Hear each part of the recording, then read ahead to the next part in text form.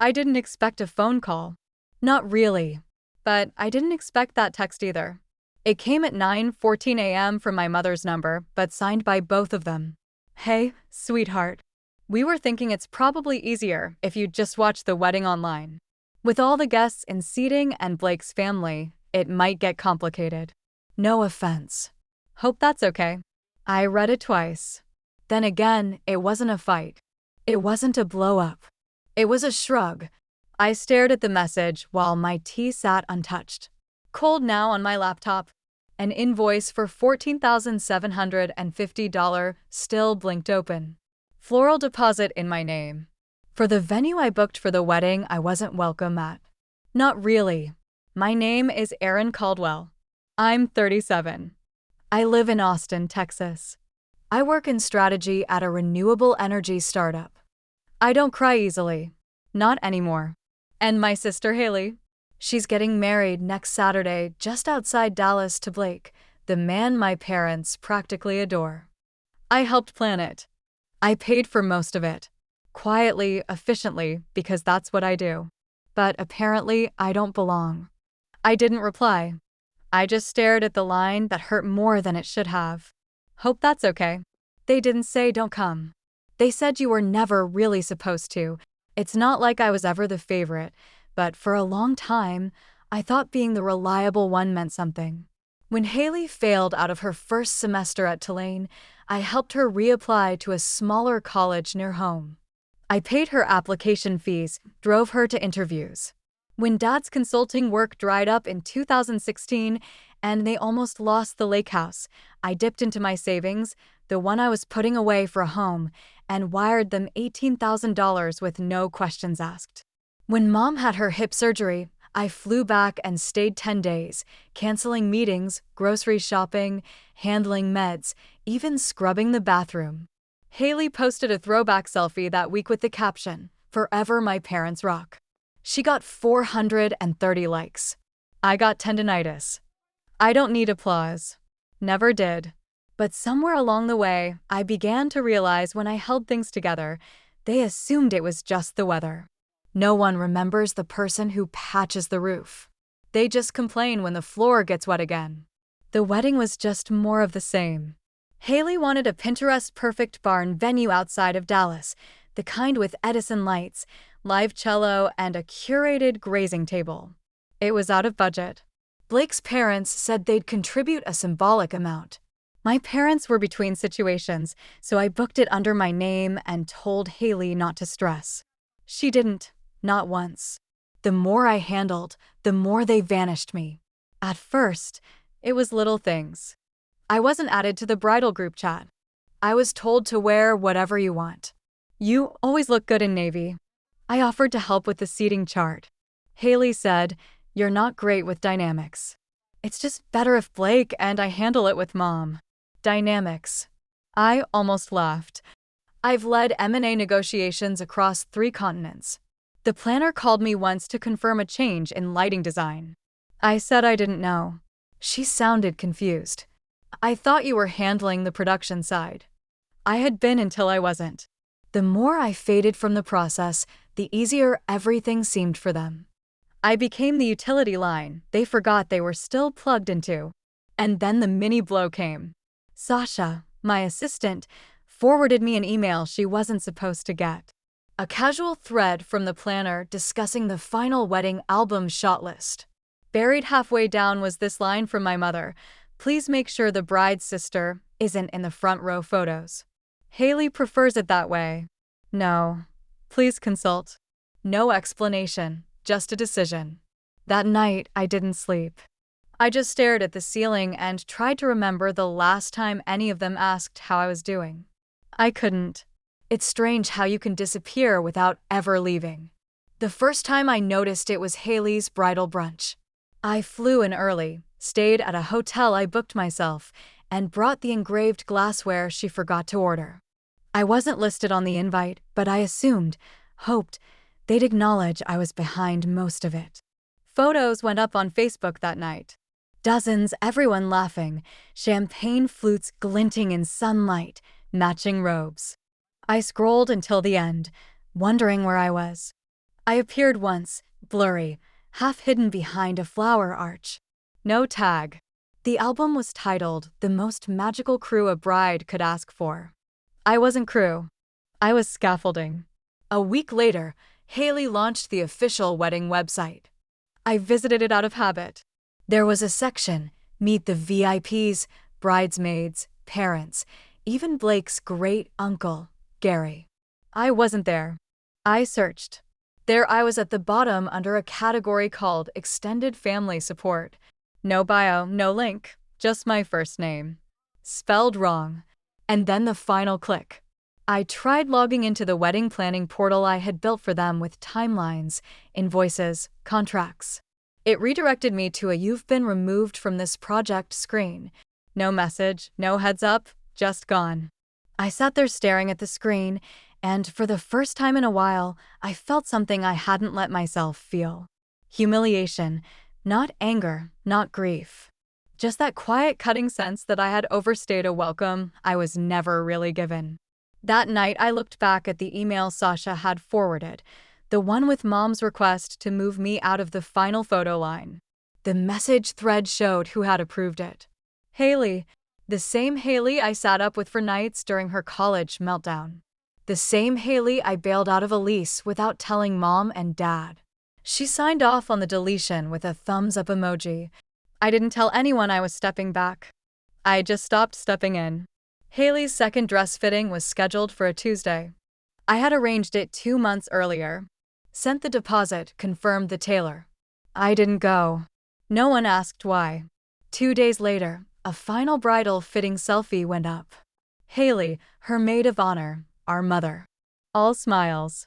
No mention of who paid for the alterations. I quietly removed myself from the shared Dropbox folder titled Haley's Wedding Caldwell Family.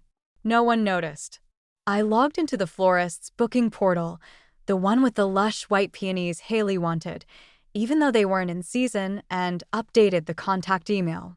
I listed the bride's own Gmail with a note, "Please direct future queries here." I sat in my kitchen late that night, the lights off except for the laptop screen. The same invoice page still blinked unpaid. That's when I started collecting receipts, not just financial ones. All of them, screenshots, threads, notes from vendors thanking me for fast replies. The version history of the wedding website where I saw how my name had once been in the planning team section before someone quietly deleted that line. There was no statement, no fight, no "I'm done." I just let go of the rope and watched if anyone noticed it fall. They didn't. That weekend, I posted a single story to Instagram. A photo from a cafe in Austin, a table for two, but only one seat taken. The tea was untouched. A blank place card sat across from it. No caption, no face, just silence. Sasha replied with a single emoji. She understood. The next morning, I deleted the shared Google Calendar invite for the wedding weekend. Not one person resent it to me. I didn't cancel my hotel. I just never packed. The absence became its own kind of statement. Not bold, just unmissable if anyone had cared enough to look. The week of the wedding, the air in Austin turned heavy with late spring heat. I worked late every night, but my mind wasn't on work. It circled back to one line: watch it online. Okay. I never replied. On Wednesday, 2 days before the rehearsal dinner, I met Dean, our in-house counsel, over lunch. "I'm not suing anyone," I said before he even opened his menu. He laughed once. "No need. You just want to stop footing the bill." He walked me through the language. Simple, factual, effective immediately. Erin Caldwell withdraws all financial sponsorship and logistical coordination related to the wedding of Haley Caldwell and Blake Henson. It wasn't revenge. It was clarity. The next morning, the message went out from my personal email. Not work, not legal letterhead. Attached confirmation numbers, cancellations, voided invoices, vendors copied, timeline included. By Friday, the cracks were visible. I got my first message from the wedding planner, a woman named Kira I'd never met in person, but who had relied on me for 6 months. "Hi, Erin. Just received your note. Are you sure you want to withdraw entirely? Some elements may be hard to replace this close. No greeting, no warmth, just panic veiled as politeness. I didn't respond. That afternoon, my phone rang. It was Mom. I watched it ring 5 times, then go quiet. She didn't leave a voicemail. By Saturday morning, the day of the wedding, the unraveling had begun. The florist called Haley's number at 6:42 a.m. to confirm delivery. The credit card declined. The string quartet canceled. No final payment received. The shuttle vans from the hotel stopped service. Booking voided. The barn venue, the one I had placed the original deposit on, remained open, but now with a $14,750 balance due. And then came the tent. Blake's parents had assumed it was taken care of. It wasn't. Kira tried to put it on rush order, but the supplier wouldn't release it without payment up front, and Haley had maxed out her own card on favors and signage. Guests arrived to find no flowers, no tent, no music, just folding chairs on hot gravel and a half-decorated altar. The photos that emerged were stark. Someone tried to salvage it with Polaroids. One showed Haley clutching her bouquet, store-bought tulips, with a face twisted between rage and disbelief. I watched it unfold from Big Bend National Park 4 hours west, where I'd driven with no cell signal. Just me, a paperback, and a glass bottle of Topo Chico sweating in the sun. Sasha kept me updated by email once I got back into service. Bride's mom had a full-on breakdown. Guests started leaving after 40 minutes. Some thought it was a prank. There was no live stream. The planner hadn't paid for the package, so technically I had watched it from afar. But there was nothing to see, no ceremony, no celebration, no center. That night, Haley posted one photo, a blurry black and white selfie of her and Blake standing in a field, captioned "Private vows, no filters, just love." I almost respected the spin. What none of them knew was that I hadn't taken anything away. I had only withdrawn what was never truly acknowledged in the first place. They thought I disappeared. But I had only stopped carrying what was never meant to be mine. It took 3 days before someone knocked. I was back in Austin, sitting on my patio with a book open and unread when I heard the doorbell. Through the glass, I saw my father, khakis, collared shirt, same expression he wore at every holiday dinner when someone brought up politics. Behind him, my mother clutched her purse like it might get stolen. They didn't look angry, just rehearsed. "Sweetheart," Mom started, "can we come in?" I didn't move. "I have 10 minutes. They stepped inside like strangers in a museum. Everything was clean, minimal, curated. A single framed photo of me at Machu Picchu, smiling alone. "We're not here to blame," Dad said. "We just want to talk, figure out how things got misunderstood." Misunderstood? As if I tripped and fell out of the wedding photos by accident. "We were under pressure," Mom added. Haley was stressed. The planner messed up. "It wasn't about you." I said nothing. Dad sighed. "But the way things turned out, it's made Haley look irresponsible, ungrateful. Blake's family is upset. You know how perception works." There it was. Not an apology, a request for image management. Mom leaned in slightly. "If you could just put out a statement, something neutral, like you had a work conflict or preferred to let them have their space, that would really help smooth things over." She wasn't asking for forgiveness. She was asking for PR. I turned toward the hallway as Sasha stepped out, holding a folder. She paused, then walked past them, laying it on the side table with a nod to me. She didn't say a word. My mother blinked. "That's your assistant." I nodded. "One of them." Silence. And then the twist I hadn't expected. A text later that night from Aunt Lily, the one who always stood up for me at family events. The one who once whispered, "You don't deserve the way they treat you." Her message read, "Maybe don't drag this out, Erin. It's already messy. We all need to move on. Not we owe you an apology. Not how are you. Just let it die quietly." Even the ones who saw it happen would rather bury it than acknowledge the rot.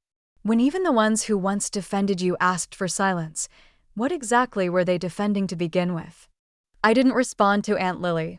I didn't send a statement. I didn't post a clarification. I didn't show up to the post-wedding brunch Haley invited me to 3 days late. A last-minute message that read, "We missed you. Let's just catch up, okay?" No drama. No drama.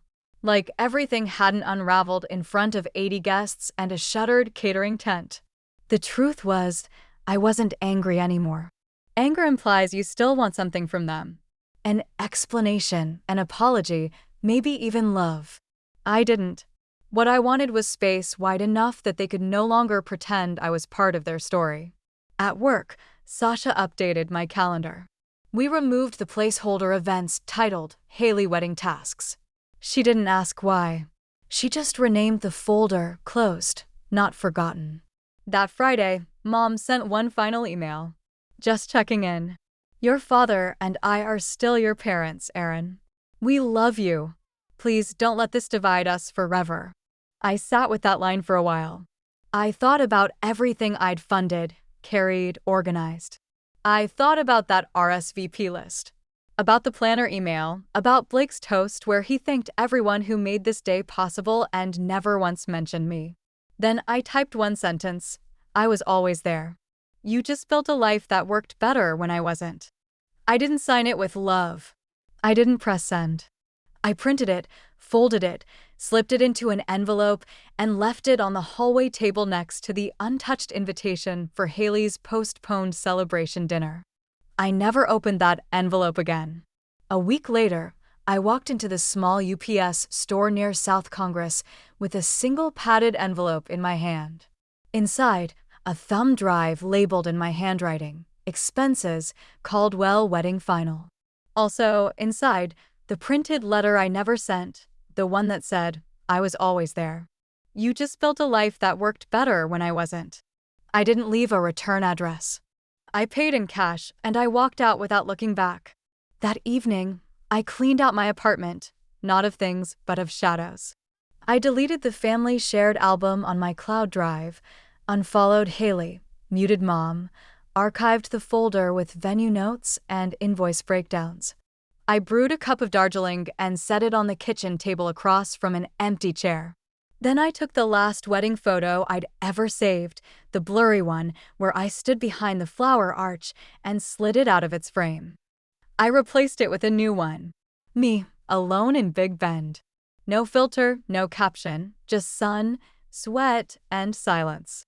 I left the old photo on the table, face down.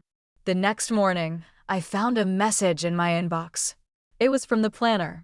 Short. No greeting. Received the final documents. Understood. Understood. Not thank you. Not we're sorry. That was fine. I didn't need closure from people who had never left a door open. That Sunday, I visited a local antique market. I wasn't looking for anything, but I saw a wooden place card holder, carved, worn. It had space for 2 names. I bought it, took it home, slid in a single piece of paper. It read, "Reserved, not forgotten." I placed it across the table in front of the empty chair, and I didn't speak. They asked me to watch the wedding from a distance, so I did. And from there, I watched them fall. If you've ever been quietly erased from a story you helped build, just leave one word they never gave.